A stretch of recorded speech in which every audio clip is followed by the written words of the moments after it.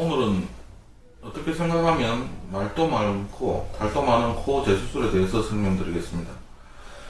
먼저 제가 좀 억울할 수도 있는 면을 말씀드리고자 하는데, 인터넷이나 이런 여러 매체를 찾아보면 코 수술은 한 번 했다 하면은 뭐 몇 번 재수술을 해야 된다든지 아니면 10년 안에 반드시 변형이 온다든지 이런 말들이 굉장히 난무합니다.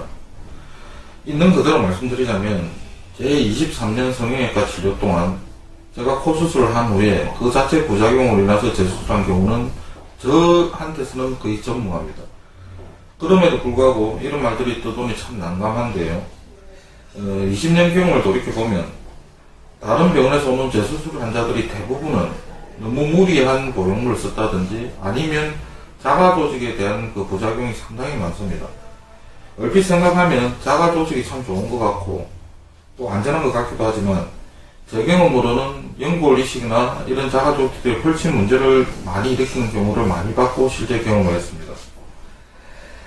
자가조직은 사실 거부 반응만 없을 뿐이지 생물이기 때문에 시간이 지나면 변형을 초래한다든지 주위 조직의 유착을 심하게 일으키고 또 어떤 경우는 또 줄어들기도 합니다.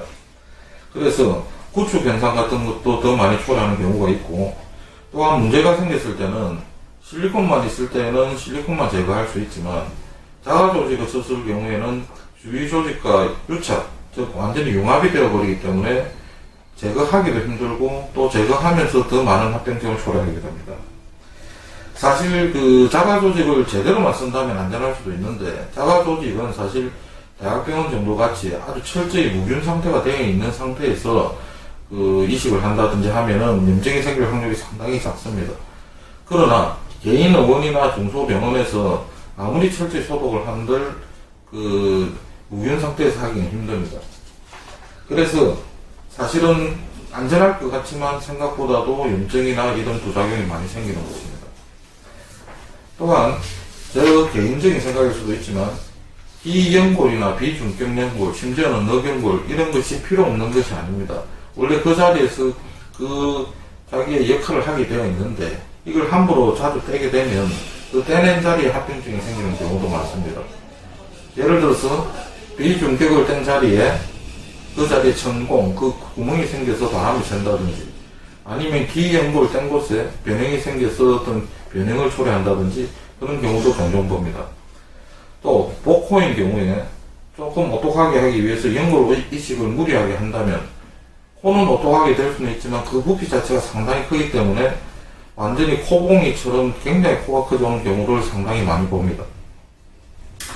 첫 수술도 마찬가지지만 이런 재수술은 비전문이나 경험 없는 의사에게 하게 되면 더 변형을 초래한다든지 더 나빠지고 나중에는 더 어떻게 손댈 수 없는 경우까지도 많이 봅니다. 저는 사실 솔직히 서울에 계시는 선생님들처럼 말투도 사근사근하다든지 그렇게 참 그런 편은 아닙니다. 그러나 제 환자들한테 소문난 것은 다른 건 몰라도 솔직하다는 것은 전평이 나 있습니다. 있는 그대로 말씀드리자면 다른 병원에서 잘못돼서 제가 재수술을 한 경우에 20년이 넘도록 다시 또 그 환자가 재수술한 경우는 아직까지 단 한 번도 없습니다. 그 이유의 하나가 절대 무리하지 않는 성형수술을 하기 때문입니다. 자가조직 이식은 정말 꼭 필요한 경우에만 해야 되는데 대부분 환자분들이 다른 병원을 찾아가시면 자가조직 이식 권유를 많이 받을 것입니다. 연골이라든지.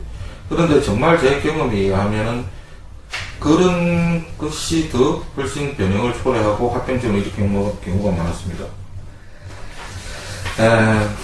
저도 자가조직을 많이 써보았고 오랫동안 너무도 많은 수술을 하였지만 결론은 코 수술은 절대 많은 변화를 주면은 안 된다는 것입니다.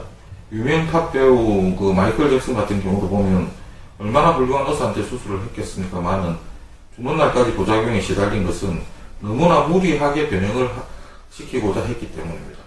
따라서 경험 많은 성형외과 전문의에게 약간의 변화만 주는 코 수술을 하는 것이 가장 안전한 코 성형 수술이라 할 수 있겠습니다. 감사합니다.